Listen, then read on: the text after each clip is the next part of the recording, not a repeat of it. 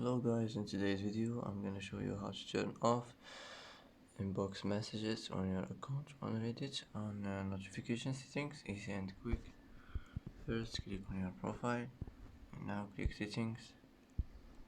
Now click account settings and here you'll find us here manage notifications, and as you see here you'll find inbox messages. Just click like this and it will be turned off, and that's it.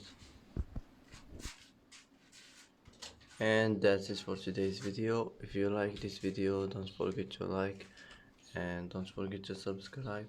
I hope this video is helpful for you, and thanks for watching till the end, and see you in the next video.